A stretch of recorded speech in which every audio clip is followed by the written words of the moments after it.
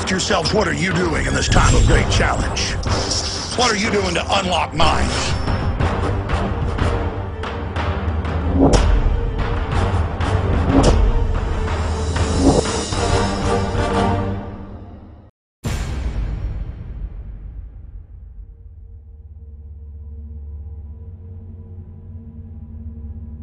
Aaron, why do you do this? What's the philosophy of your life? What do you think life's all about?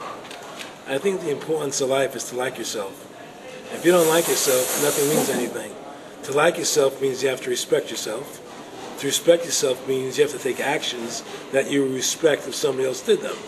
And what's the point of living if you don't like who you are? You can have all the money in the world, and if you look in the mirror and you don't like what you see there, what's the point of it? So to me, the most important thing is that I like who I am, and that I take actions that I would respect if somebody else did them. That you live a life of character, honesty, truthfulness, and I believe that a person has the ability to mold their character like a sculptor can mold a piece of clay. You know, there's no saying that a leopard never changes its spots. I don't believe that. I believe people have the total ability to mold their character into what they choose to be in their life, what their ideals are, and that's what I try to do with my life. I am not the same person today as I was 30 years ago. I've changed a lot because I wanted to be something better than what I was before. And my philosophy is that you have to like yourself, you have to be a decent person with character and integrity and honor. And that's what's important. Award-winning filmmaker turned freedom fighter, Aaron Russo was an amazing individual.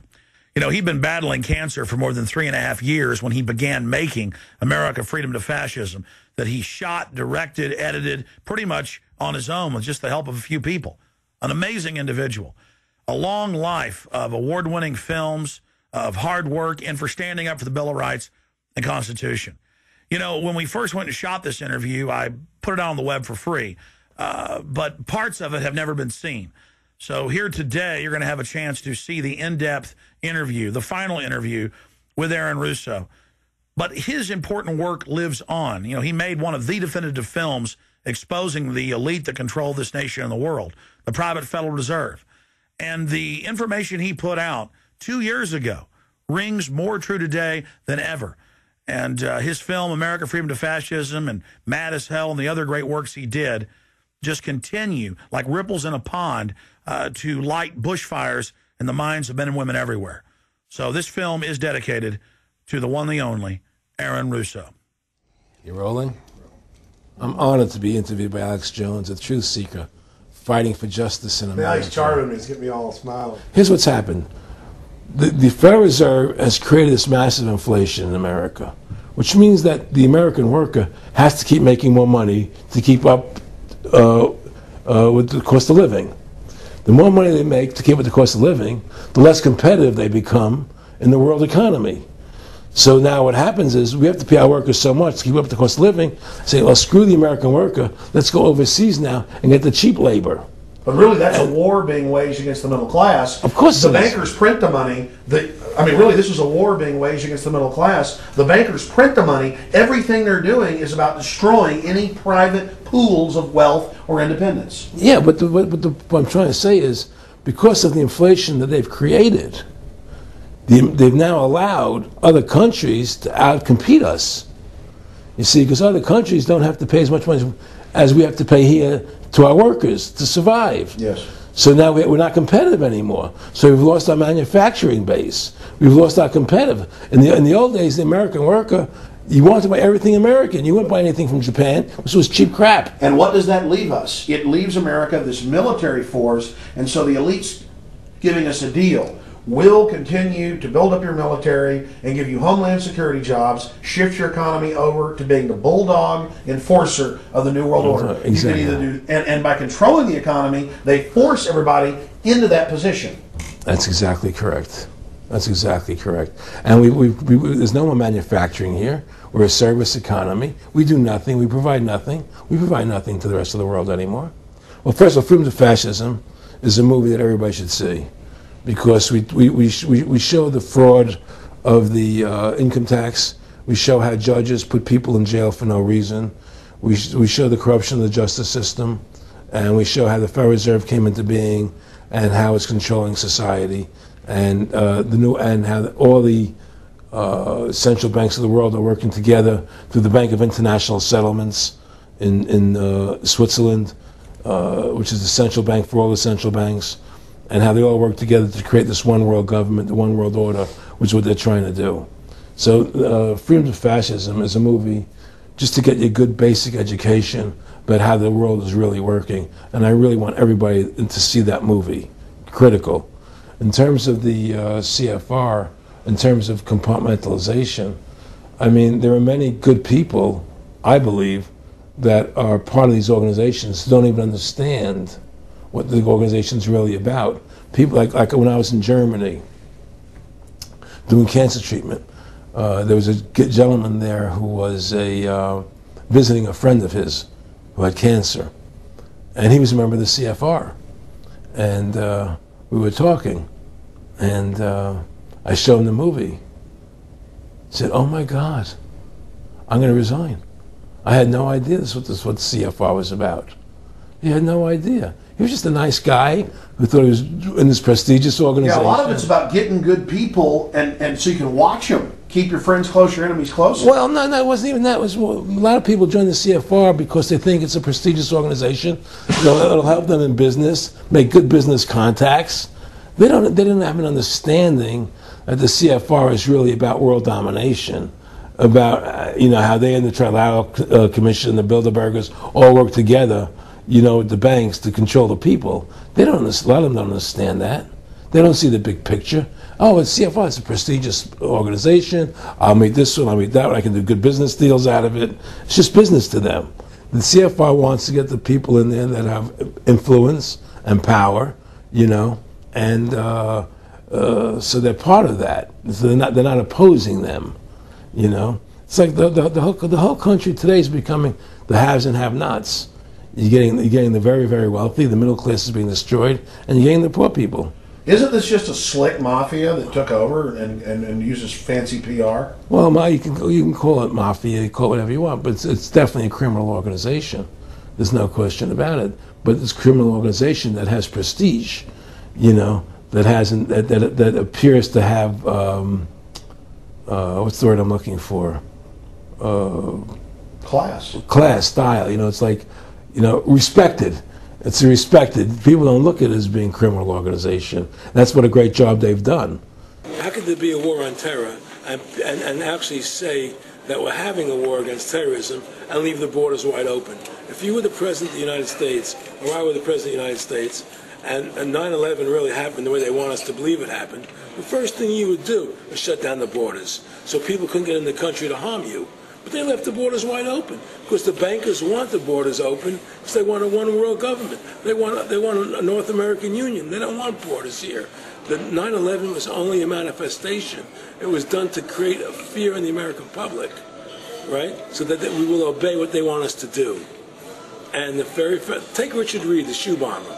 Here's a guy who was 6'6", ugly as could be. I heard he smelled. Okay, he sits in coach on a plane, lighting matches to put his shoe on fire, surrounded by people. It's idiotic. If you were going to blow up a plane, you go into the bathroom, you close the door, and you put your shoe on fire. You're not going to sit there surrounded by people lighting matches on a no-smoking flight. They want you to believe this nonsense. It's ridiculous. 7/7's come out now, and the majority of the British people think it's an inside job, and all the evidence points towards it being an inside job. Yeah, I mean what happened in England, London? Yes. All this is nonsense. It's just keep people in fear.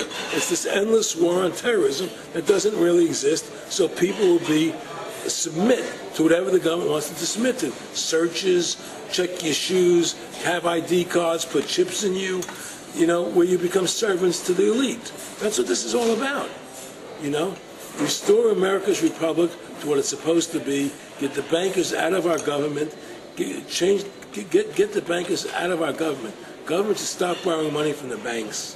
Government should make its own money, restore the republic, individual freedoms.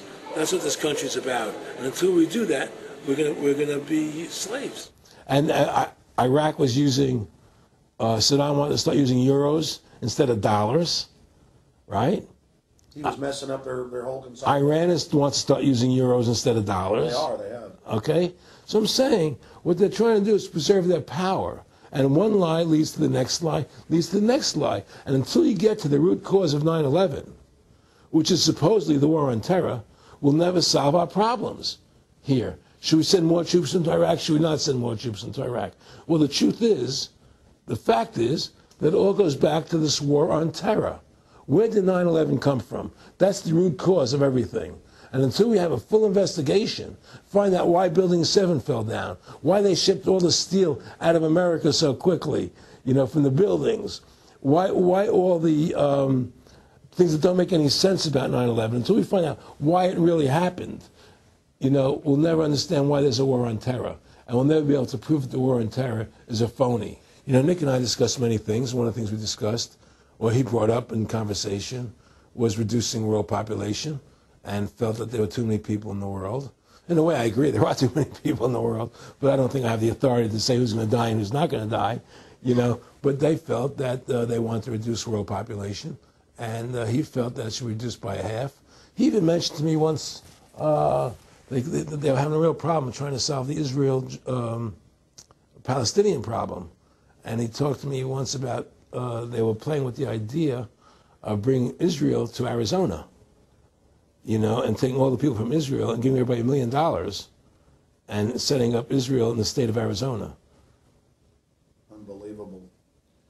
To end that problem, because that's a problem that they're not in charge of, in a sense. They're not controlling that problem. They're very arrogant. They can do whatever they want to do. We've given these people the authority to create money out of thin air, and through that device, they control everything.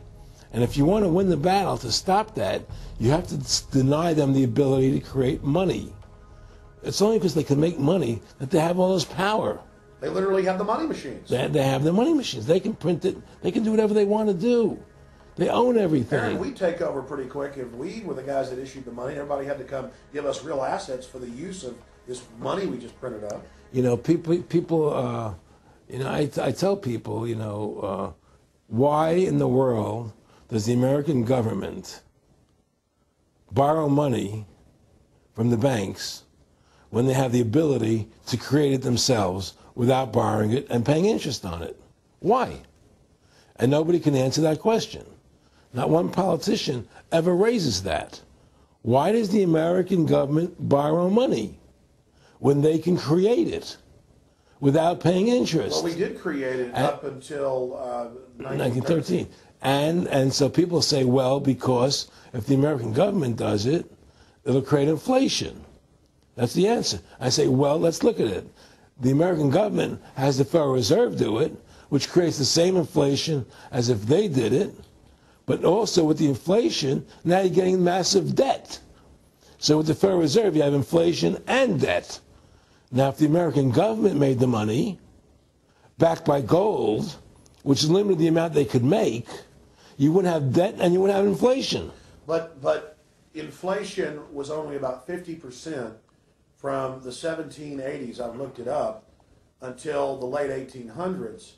And then we have the central banks already trying to cause some panics, which they then used to push the Federal Reserve. And if we look at inflation since 1913 into 2007, it's exponential. In fact, a dollar is worth about 2 pennies what it was worth in 1913. Federal Reserve Chairman, former Federal Reserve Chairman Alan Greenspan, doubled the money supply from 2000 to 2006. And then Edward Bernanke, the new Fed chief, came in and said he's going to double it again in the next 2 years. And then he said, now I'm going to make the money supply numbers secret. And so now we don't even know. Right. But the evidence is they are just, in the curve of inflation, it gradually grows. And then suddenly at a point, it goes straight up. And it seems it's parabolic, yeah. Parabolic. But the thing is that the only thing I disagree with you on from early 1800 to 1913, there was no inflation other than during the Civil War. When Lincoln was well, I'm talking about how much a dollar was worth. And I know never changed. There was no inflation. In that whole 100 years, there was no inflation. People knew what the money was worth. They could retire. They knew what it would cost them to live their lives out. There was no problem. It was only since 1913 when the Fed came in that we created massive inflation and massive debt.